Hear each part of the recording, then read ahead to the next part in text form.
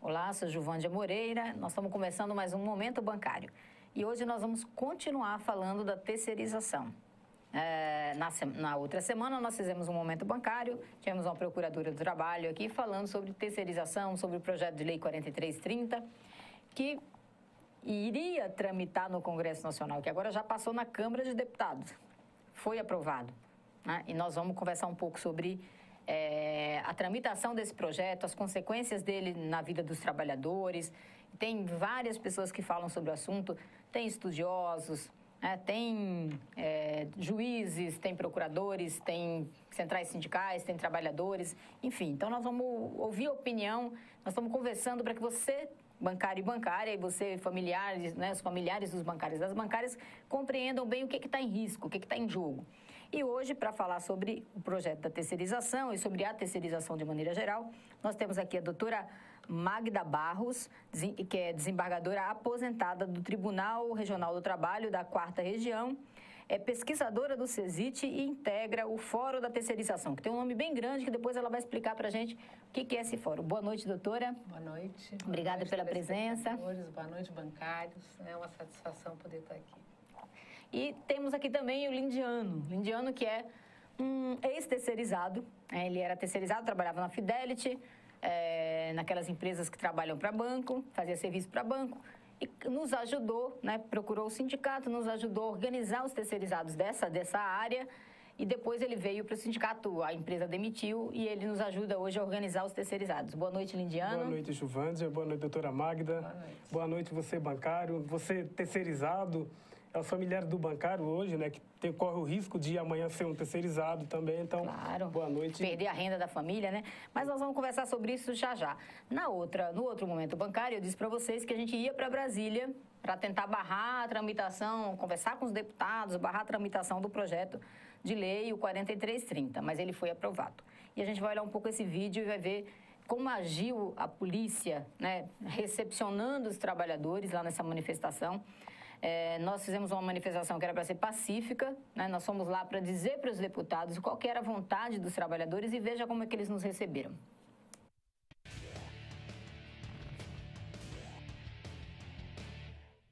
No dia 7 de abril, os trabalhadores foram a Brasília protestar contra a votação do PL 4330, que regulamenta a terceirização.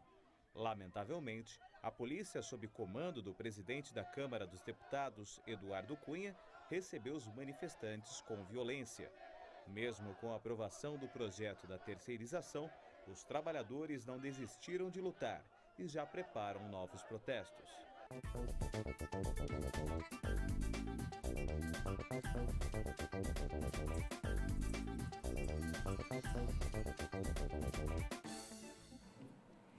Como vocês viram, né? Então, foi assim que os trabalhadores foram recebidos.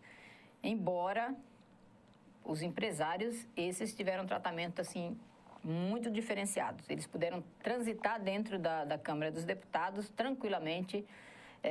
Inclusive, o Paulo Scaff, presidente da Fiesp, transitou na Câmara dos Deputados, assim, livremente, em todas as áreas que ele quis, ele visitou, ele pôde entrar, ele pôde falar com os deputados, ao contrário da gente, né, que representando lá milhões de trabalhadores, sequer fomos ouvidos, né, em relação à tramitação do projeto de lei. Doutora Magda, eu queria saber, primeiro explica para a gente o que é esse Fórum Nacional Permanente em Defesa dos Direitos dos Trabalhadores Ameaçados pela Terceirização. Quem compõe esse fórum? Então, boa noite.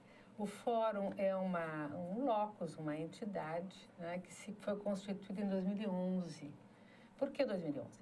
Em 2011, havia um substitutivo Santiago ao PL 4330. E havia também uma falsa ideia de que os trabalhadores e suas centrais, né, eram favoráveis a esse substitutivo. Nesse meio tempo, o TST, o Tribunal Superior do Trabalho, chamou uma audiência pública, porque no Brasil, como nós sabemos, ainda não há uma lei que regulamente a terceirização, salvo situações especiais. E o TST tem uma súmula que é a súmula 331, que é, diria assim, a nossa normatização, né, para a terceirização, e que corresponde à posição reiterada, né, daquela Casa da Justiça do Trabalho a partir de demandas que foram encaminhadas àquela casa. Ela acabou, em 1993, editando uma súmula, que é a súmula 331. Essa súmula 331, que cancelou a anterior, a 256, ela passou a legitimar ou permitir a terceirização nas atividades que a súmula chama de meio, atividades meio, proibindo a terceirização nas atividades fim, ou seja, aquelas atividades que são permanentemente necessárias à tomadora ou à empresa principal. Essas não podem ser terceirizadas. Ou seja, no caso dos bancários, todo o pessoal que faz financiamento, que acessa o sigilo bancário do cliente, essas pessoas, por exemplo, o gerente, o caixa, essas pessoas hoje não poderiam ser terceirizadas. Por exemplo, tá? No banco é isso, né? No hospital são os médicos e os enfermeiros, na escola são os professores, enfim. Né? E definiu como subsidiária a responsabilidade. Essa súmula, em 93, né, ela correspondeu a um retrocesso em relação à súmula anterior, a 256, que proibia na prática a terceirização. Mas mesmo correspondendo a esse retrocesso, ela passou a ser bombardeada pelos setores econômicos e financeiros desse país, pelas elites econômicas e financeiras desse país, no sentido da sua revogação. Isso ao tempo dos ventos liberais que foram soprando forte, né, a partir... Porque eles querem terceirizar tudo. O banco diz isso na mesa de negociação com a gente. Isso, né? Eles querem... falam, nós queremos poder terceirizar qualquer área. Porque o capital, ele é muito criativo, né? Ele está sempre com uma compulsão engendrando novas formas de contratação para satisfazer o seu desejo insaciável de acumulação de riqueza, né? Ou de lucro. Então, houve essa pressão junto ao TST para cancelamento da súmula 331. Um pouco antes desta... E aí o TST convocou uma audiência pública, na qual seria feita a discussão da excelência, da necessidade, da não necessidade desta súmula. Um pouco antes dessa audiência pública, e talvez até tenha provocado a convocação da audiência pública, já no ano imediatamente anterior, o Supremo Tribunal Federal, ele julgou uma ação direta de constitucionalidade proposta pelo então governador Joaquim Roriz, para que o Supremo declarasse constitucional, isso chama-se uma ad-com, declarasse constitucional um artigo da Lei das Licitações que diz que os entes públicos que terceirizam não são responsáveis pelos créditos trabalhistas dos trabalhadores das terceirizadas. Isso briga, ou seja, de certa forma, parecia brigar com a súmula 331, que estende aos entes públicos que terceirizam essa responsabilização. Então, o governador Roriz ajuizou essa ADIM, que tramitou durante um bom tempo, até que, em 2010, essa ADIM foi acolhida, ou seja, foi julgada procedente e foi declarado constitucional esse artigo.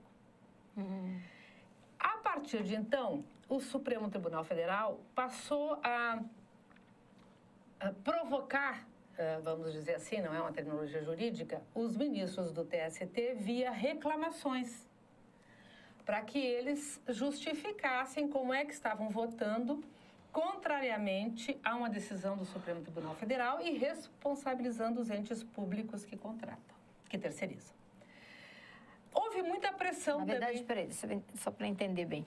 O Supremo disse, em outras palavras, que os entes públicos não teriam mais essa responsabilidade solidária. Não foi bem isso, e não é solidária, é subsidiária, mas não foi bem isso que ele disse. Ele disse que o artigo é constitucional. Tá? É só uma ação declaratória de constitucionalidade desse mas artigo. Traduzindo em ação concreta... Esta é uma interpretação. Tá? Os ministros do Supremo Tribunal do TST não entenderam assim, não interpretaram assim. Tanto que continuaram julgando, né, aplicando a súmula e responsabilizando os entes públicos que terceirizam. A pressão continuou intensa, foi intensa. Houve outras demandas e outras pressões, até que em meio a esse cenário, em 2011, o então presidente do Tribunal Superior do Trabalho, o ministro Talazen, convocou uma audiência pública no TST para discutir a terceirização e para discutir a súmula 331 e os limites que a súmula 331 coloca à contratação. Nesta audiência pública, ou para esta audiência pública, que foi convocada por via de edital, muitas entidades de pesquisa centrais se fizeram presentes e foram lá levar suas posições. Foi um espaço muito interessante. Terminada a audiência pública, houve uma entrevista com o ministro-presidente do TST que disse que não só eles iriam manter a súmula, como era necessário avançar em relação à súmula. Avançar para a responsabilidade, quem sabe, solidária, porque a súmula não define como solidária a responsabilidade, define como subsidiária e tem uma diferença aí. Neste caldo de pressão, esses pesquisadores que estavam lá na audiência pública, tá, passaram a se reunir e a discutir o tema. Até que, em novembro ou dezembro de 2011, houve um ato público na Câmara dos Deputados, convocado pelo Partido dos Trabalhadores.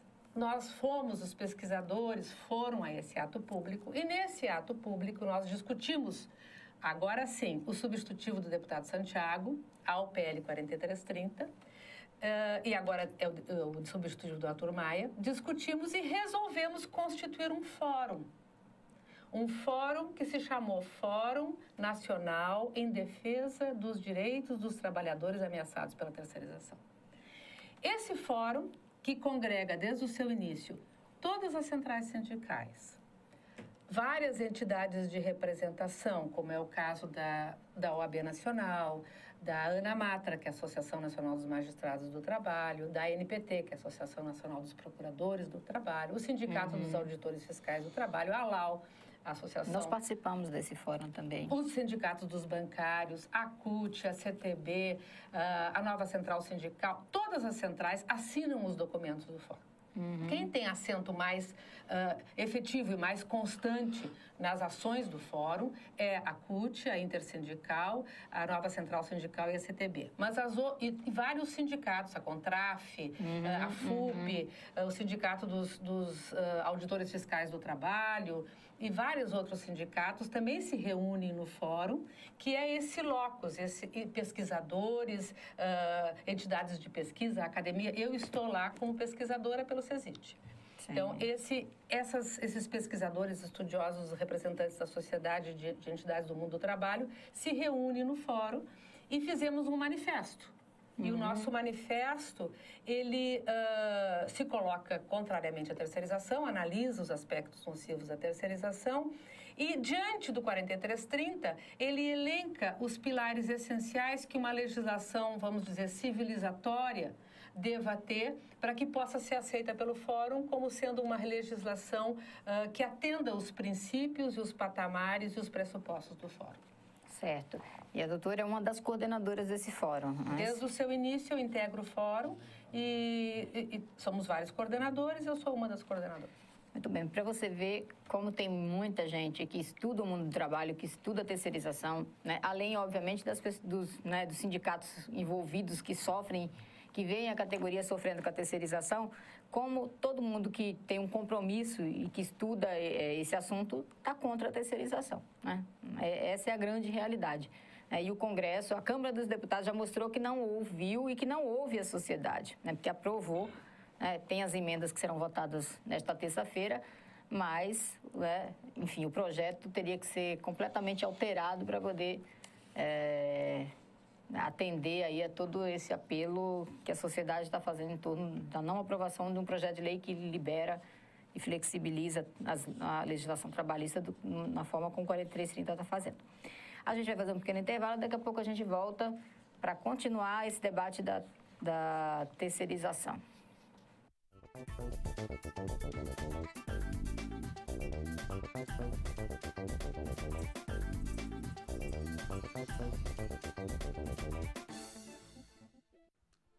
Olá, eu sou Osmar Prado e estou aqui para falar sobre algo muito grave. No Congresso Nacional, o projeto de lei pretende regulamentar a terceirização do trabalho no Brasil. Imagine a escola dos seus filhos sem professores. Hospitais sem médicos e enfermeiros. Uma construtora sem operários. todos substituídos por profissionais com menos direitos e garantias. A terceirização se dá quando o trabalho de alguém é vendido por um intermediário que lucra com isso. O projeto pretende autorizar essa prática de forma generalizada. O resultado será prejudicial a todos os brasileiros, pois os trabalhadores perderão direitos e garantias conquistados com anos de lutas. A proposta traz benefícios apenas para os empresários que usarão a mão de obra com custo baixo.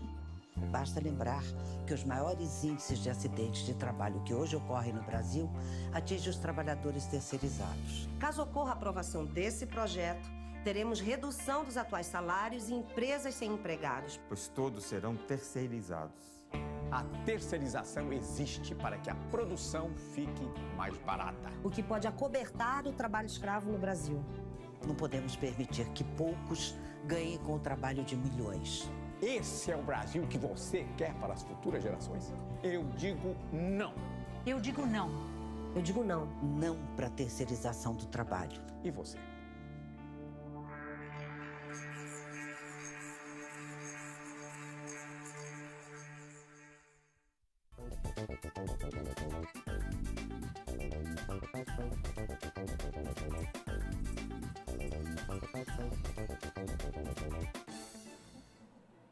Estamos de volta no Momento Bancário, conversando aqui com a doutora Magda Barros, que é desembargadora aposentada do 4º TRT, ou TRT da 4ª Região, né? E pesquisadora do CESIT, e também integra o fórum que discute a terceirização. E o Lindiano, que é um ex-terceirizado, que acompanha os terceirizados aqui no sindicato. Lindiano, eu queria que você falasse um pouco, né? No primeiro bloco a gente viu, nós estivemos em Brasília, vimos uma ação da polícia, truculenta, né, no dia da votação do PL, e a doutora Magda falou um pouco do fórum. Eu queria que você falasse como é que é, você que está em contato com os terceirizados aí diariamente, como é que é a realidade deles hoje? O que ganha o terceirizado? Como é que é o local de trabalho? Então, esse projeto de lei do Sandro Mabel, né, que quem teve a ideia de criar o projeto é o Bolacha Mabel. Eu não sei para que ele é bom. Porque se a gente pega hoje a situação do bancário, um bancário hoje, ele entra na categoria ganhando no mínimo 1.748. Já um terceirizado, para fazer a mesma coisa, ganha no máximo R$800, tem um ticket de refeição que não chega a R$10. É o máximo, assim, pelo... Você estava falando que tem terceirizado que não tem nem ticket. Tem terceirizados que não tem nem ticket de refeição. Por exemplo, o pessoal que trabalha para o Santander, recolhendo o depósito das agências bancárias. Quando o cliente vai na agência, deposita um envelope no caixa eletrônico, ele vai parar numa terceirizada. Quem alimenta aquele depósito é um terceirizado. Normalmente seria um caixa do banco, que ganha um salário maior, não é nem o piso, ele ganha mais que os 1.748. Isso, ele deveria ser um bancário que deveria recolher. Ele vai para uma terceirizada e chega lá, dentro de um galpão, eles colocam diversos trabalhadores com salário aí de 600, 700, porque não tem um piso da categoria. Agora é o salário mínimo, né? Agora é o salário mínimo, mas eles não cumprem o salário mínimo porque tem um dispositivo na Constituição que dá essa margem para a empresa pagar menos que o salário mínimo. Por quê?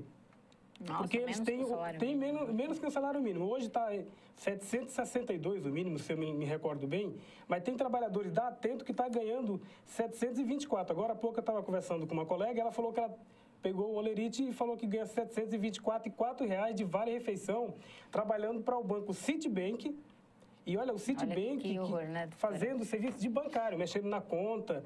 E o que acontece? As condições lá, tem no local de trabalho, só para título de exemplo, tem local que tem até barata, rato, e teve diligência do Ministério Público do Trabalho, porque aqui no sindicato, eu já fui terceirizado da Fidelity, que é uma empresa do Bradesco, ainda está uma briga... Trabalhava para o Bradesco? Trabalhava para o Bradesco, para o Santander, trabalhei um período para o Itaú, e depois com o sindicato ajudando na luta lá, reconhecendo que, dando-nos apoio para os trabalhadores, principalmente para a gente lá, que é serviço de bancário, fizemos umas greves e começamos a melhorar nossas condições de vida lá, porque a gente ganhava menos que o salário mínimo. Teve um período... nessa época, só para explicar aqui para a doutora e para quem está assistindo, nessa época a gente fez,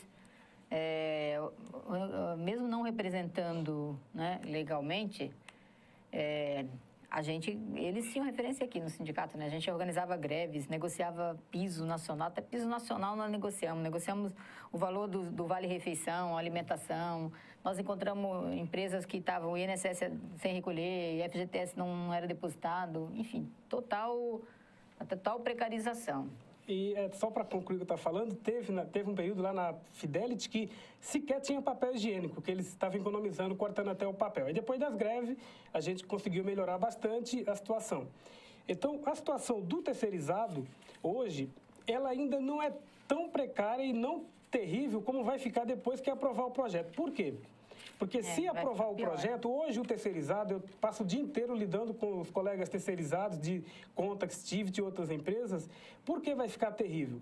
Porque hoje ainda existe a possibilidade de ir na Justiça do Trabalho e você cobrar do banco pela terceirização ilegal. E depois que aprovar esse projeto, não vai ter como mais você entrar na justiça e pedir para o patrão, o banqueiro, te pagar a diferença. Não tem mais. Então... E você hoje também ainda tem as categorias preponderantes, né, como uma espécie de paradigma, de referência que faz São nossas referências. Referências para em todos os sentidos, né, para as lutas e referências jurídica.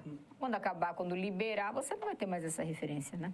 Então, aí a situação é muito ruim. E como a doutora estava comentando, o que eu acho que nós precisamos, principalmente o trabalhador efetivo, que ainda não foi terceirizado, que ele é um forte candidato a ser terceirizado aí nos próximos dias, principalmente a Justiça, porque já tem denúncias que até uma parte da Justiça já está começando a terceirizar algumas atividades de cópias, alguns processos. Isso aí é muito grave. E se esse projeto for realmente aprovado, eu espero que se organize todo mundo e lute contra esse projeto, porque eu acho que nós vamos virar uma China brasileira.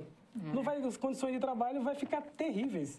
E quem está nos ouvindo, o bancário hoje que está ganhando medianamente, né, a situação do bancário não é boa, em comparação com o terceirizado, o salário é melhor, mas o salário não é o que a gente merece. A gente sempre acha com o que o banco ganha, né? Com o que o banqueiro ganha. Nós temos muito que melhorar. Tem que melhorar bastante. Então, se for terceirizado, ainda vai ficar pior. Porque as metas, o assédio moral, as condições de trabalho, tem lugar que não tem banheiro, não tem bebedouro. E, assim, não é o Lindiano que está falando. Tem diligência do Ministério Público do Trabalho, do Ministério do Trabalho que comprova. Comprova, né? E as fraudes são terríveis. Deixa eu perguntar aqui uma coisa para a doutora. Doutora Maia, eu queria que a senhora falasse um pouco para a gente aqui, para quem está ouvindo a gente, por que o Fórum é contrário à terceirização, a esse projeto de lei 4330? Porque ele é um projeto altamente precarizador, desigualador e que, se aprovado, vai aprofundar a cisão da classe trabalhadora, vai aprofundar o sentimento de não pertencimento que atinge hoje a subjetividade dos trabalhadores, fragilizando os vínculos de solidariedade, que são os vínculos que tecem as sociedades civilizadas. Então, ele é altamente precarizador. Mas um dos elementos mais importantes desse projeto, que a gente aponta como profundamente precarizador, é que ele libera todos os freios à terceirização. E é por isso que ele fala que daqui a pouco todos nós poderemos ser terceirizados.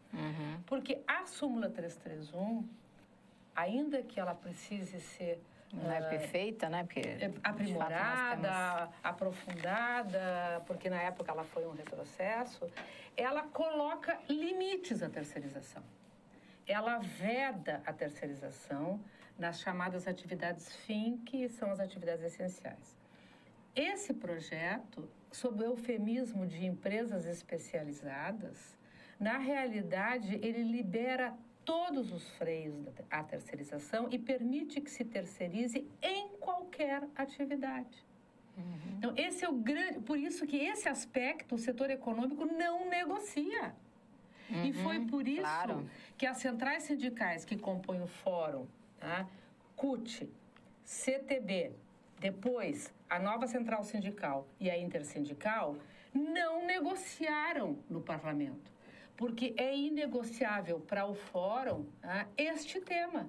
No momento em que tu retira todos os obstáculos e os freios à terceirização e tu libera a possibilidade de contratar terceirizados em qualquer atividade sob eufemismo de especialização, tu terás, no limite, só contratação de empresas especializadas, de PJs, de cooperativas, e no limite nós vamos ter o quê? Nós vamos ter empresas sem empregados e com trabalhadores sem direitos. Claro. Então, esse é o grande drama, é o grande malefício da proposta, e é por isso que o Fórum entende que, e além do mais, ele autoriza e permite a quarteirização, a subcontratação, a quarteirização, e não resolve. Essa é uma falsa ideia de que ele resolve. Não resolve o problema da representação sindical dos terceirizados, não resolve, e não cria emprego nem amplia a competitividade, porque essa é uma falsa ideia. Isso é o jeito que eles encontraram, e aqueles que estão defendendo, encontraram de justificar por que eles estão votando a favor e por que os empresários querem tanto aprovar. Isso é um jeito que eles estão achando para justificar o injustificável, é dizer que vai gerar emprego, vai tornar as empresas mais competitivas. Numa bandeira que usa a modernidade como sendo o grande lema, né, o grande estímulo. Na década de 90, quando o Brasil sofria um desemprego brutal, a conversa para flexibilizar as relações de trabalho era de que era necessário flexibilizar para criar emprego. Como os índices de emprego melhoraram bastante agora, esse discurso não cola mais. Até porque hoje já é consenso de que não é regulamentando ou desregulamentando que tu vai ampliar postos de trabalho, mas isso tem a ver com o dinamismo da economia. Claro. Hoje, a bandeira é modernização, competitividade, né? São novas promessas que são falsas ideias, que são embutidas e internalizadas como verdades, né? Mas nós estamos tentando desmistificar essas verdades, porque, na realidade, o projeto precariza, não resolve o problema do emprego, porque não resolve o problema do dinamismo da economia, e não resolve o problema da representação sindical, e, ademais, não resolve o problema da iniquidade, da desigualação e da perda de direitos. Ele corresponde... Eu que sou uma estudiosa do direito do trabalho e a minha vida profissional se constituiu dentro da justiça do trabalho, tenho um grande apreço pela história do direito do trabalho. Ele representa o maior retrocesso do ponto de vista das reformas trabalhistas que nós tivemos no Brasil desde 1943. Claro, eu acho que algumas tentativas foram feitas, né? 618, acho que emenda 3... Eram tentativas de flexibilizar. Essa é mais uma tentativa. O empresariado está sempre buscando alguma forma, nomes diferentes, mas alguma forma de desregulamentar o mundo do trabalho, de flexibilizar direitos. E toda vez que a gente viveu isso, né? Você pega a década de 90, nós tivemos muitos ataques aos direitos. E o Brasil, a economia encolheu e nós só tivemos mais problema, né? Quando a gente teve a política do salário mínimo, quando a gente foi... dinamizando a economia, a gente vê que a renda do trabalhador também é um fator importante para dinamizar a economia, né? A demanda interna, o mercado interno. Se você diminui a renda das famílias, o que vai acontecer com a economia? Ela vai encolher, ela não vai aumentar. E se você aprova um projeto desse, obviamente você está majorando os lucros e piorando a vida do trabalhador, diminuindo a renda das famílias. Isso só vai trazer mais encolhimento, só vai trazer... menos desenvolvimento e mais precariedade aí para a nossa sociedade, para os nossos trabalhadores. Que é uma coisa que a gente não pode, de forma alguma, e ainda bem que a gente tem pessoas comprometidas, né, com um país melhor, uma sociedade melhor, e a gente está...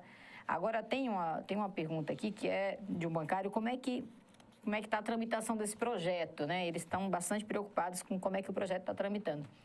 Então, ele foi aprovado Primeiro, no dia 7, eles aprovaram que era um regime de urgência, tinha que ser votado como prioridade. No dia seguinte, eles aprovaram o projeto de lei, né, o texto da lei. E aí o Eduardo Cunha marcou para esta terça-feira a aprovação das emendas. Não, dos destaques. As emendas já foram rejeitadas. Dos destaques? Dos destaques. Assim, o projeto, ele tramita desde 2004. Sim, ele é um projeto bem antigo, né? Ele antigo. Aliás, no período do Fernando Henrique, em 98, o Executivo encaminhou um projeto similar. Esse de 2004 é do Sandro Mabel. Tá? E aí eles foram acoplando todos os projetos. Tem um projeto do Vicentinho, que é bem mais generoso. O projeto do Vicentinho é bem diferente. E o projeto que o Fórum aprova é o projeto das centrais sindicais, que foi consensuado pelas centrais e que está na Casa Civil da Presidência da República. Mas ele tramita desde 2004. Então, no dia, na terça-feira, no dia 7, houve a votação da urgência. A urgência foi aprovada por 166 votos contrários. Então, rolo compressor. Né? No dia seguinte, o projeto foi aprovado e as emendas. Né? O Fórum apresentou 2 emendas. O Fórum não pode apresentar 2 emendas. Ela apresentou para as bancadas e a bancada do PT e do PSOL acolheu nossas emendas, apresentou como emendas. Uma delas, de inspiração na Ana Matra, que encaminhou e nós aprovamos no Fórum, e a outra reproduz o texto das centrais sindicais, né, do projeto de lei. Essas emendas já foram rejeitadas. Né? O que nós vamos ter agora, amanhã, é a votação dos destaques. Foi aprovado um substitutivo do relator na quarta-feira passada, que não descaracteriza a nocividade do projeto. Então, o projeto continua porque não mexe na estrutura essencial do projeto. Que qualquer atividade pode ser terceirizada. Não, a questão essencial estrutural do projeto não está. Tem algumas emendas que foram aprovadas, mas que não descaracteriza a nocividade do projeto, por isso que a gente continua sendo contra. Há alguns destaques que foram encaminhados por deputados, né? Para amanhã, vamos ver como é que esses destaques vão ser acolhidos ou não, vão ser votados ou não, e depois ele irá para o Senado da República. E hoje, já vindo para cá, já ouvi o senador Renan Calheiros dizendo que a tramitação na Casa, no Senado, vai ser diferente da tramitação na Câmara dos Deputados. Porque hoje não terá regime de urgência, né? Não, porque hoje de manhã houve uma audiência pública na Câmara e o senador Paim estava nessa audiência pública e ficou muito impressionado com todas as análises da nocividade da proposta. E o senador Paim já conversou com o senador Renan e já anunciou que na Casa, no Senado, haverá audiências públicas e não vai ter essa tramitação. Vai ser uma tramitação mais lenta, com possibilidade dos senadores tomarem conhecimento da nocividade do projeto. Mas nós vamos trabalhar no Senado da República. Temos que conversar com os senadores. Audiências, conversar com os senadores, levar textos, levar artigos. Eu mesmo estou escrevendo um artigo que deve sair no Brasil de Fato amanhã. Está todo mundo produzindo textos, produzindo artigos. Mas não é só isso. Tem uma paralisação chamada para o dia 15. Sim, aí eu ia encerrar dizendo que nós vamos fazer parte dessa paralisação. Também, porque... Nós certamente devemos envolver aí mais de 10 mil bancários nessa paralisação. Na realidade, é uma defesa da cidadania, né? Porque por que os juízes, os procuradores do trabalho, os advogados, né? Os que operam com o direito estão apavorados? E também os pesquisadores, porque na realidade, uma desconstrução de toda a tela jurídica trabalhista que conquistamos desde 30, 40 e que teve o seu epílogo, vamos dizer, do ponto de vista da construção de direitos com a Constituição de 88. Então, essa proposta, ela não constitui a sociedade de homens mais iguais e muito menos concretiza o valor social do trabalho e o princípio da dignidade humana, que são os pilares da nossa Constituição do Estado de 88. Então, ele representa, sim, um retrocesso muito grave em relação às conquistas dos trabalhadores. Bom, e nós estamos chegando aqui ao fim do nosso momento bancário, reforçando isso que a doutora falou aqui, que a gente vai, nessa luta continua, né? Esse projeto tem os destaques que serão votados no dia de amanhã, depois ele vai para o Senado. O Senado, fazendo alteração, volta para a Câmara dos Deputados. Se alterar, volta. Se alterar, volta para a Câmara dos Deputados e aí vai para a Presidenta da República. Vetar. Que nós já estamos pedindo, né? Junto com esse movimento, nós já estamos fazendo um pedido, que é Veta Dilma. Nós estamos pedindo a Presidenta vetar, já conversando com o ministro, já colocando também a campanha na rua, que é o Veta Dilma, porque... E eu acho, inclusive... Me dá uma parte, pode ser? Claro. Logo depois dessas... Porque o Fórum está reunindo com o ministro Rossetto, que é o representante da presidência do governo junto aos movimentos sociais, e logo depois desses nossos encontros ele publicou uma nota A presidenta também fez uma fala depois, tá? num desses pronunciamentos ele dela, publicou uma dizendo nota que o projeto é nocivo. Isso, né? contrário ao projeto do ministro Rossini. Depois a presidenta falou dizendo que ela não permitirá no governo dela que haja retrocesso dos direitos dos trabalhadores. Então nós estamos confiando, né, nessas afirmações, porque na nossa compreensão de muitos operadores do direito, enfim, o direito é luta, o direito é organização. E o Estado é uma condensação de material de forças. Portanto, o espaço da política, no sentido nobre da palavra, é um espaço prevalente. Então, se não há mobilizações, se não há reivindicações... Claro, nós temos que fazer a luta para que nós não tenha construímos a melhor norma. Com certeza. Por isso que é importante, olha, você que está nos assistindo aí, fala com seus familiares, fala com seus colegas de trabalho e vamos nos ajudar, vamos fazer a luta juntos, né? Porque a luta não é feita só pelo sindicato ou por essas entidades, essas pessoas que compõem o fórum, ela é feita por todos nós, né? Todos nós temos que mostrar para os deputados e senadores que nós não concordamos com o projeto. Nós achamos que isso vai ser um retrocesso para os trabalhadores, um retrocesso para o país. Nós não podemos permitir que ele seja aprovado. Então, nós vamos, primeiro, lutar para que ele não seja nem aprovado, nem no Senado, né? E também para que a presidenta vete, né, caso ele seja aprovado dessa forma como está, precarizando os direitos, que a presidenta vete esse projeto de lei, essa lei aí, porque nós não podemos aceitar, gente. Aí no dia 15, né, nós estamos convocando todos vocês para participar da paralisação e a partir das 17 horas a gente vai se concentrar no Largo da Batata. Então, saiu do banco, vem para cá, vai sair mais tarde, não tem problema. A partir das 17 horas nós vamos ficar lá até bem tarde, dá tempo de você chegar lá para se manifestar, porque se a gente não lutar, a gente não conquista, né, tudo que nós temos.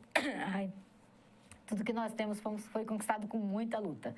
Então, não podemos, né, correr o risco de perder isso agora. Né? O sindicato está fazendo 92 anos, né, de história e tudo que a gente tem na categoria bancária foi resultado dessa luta.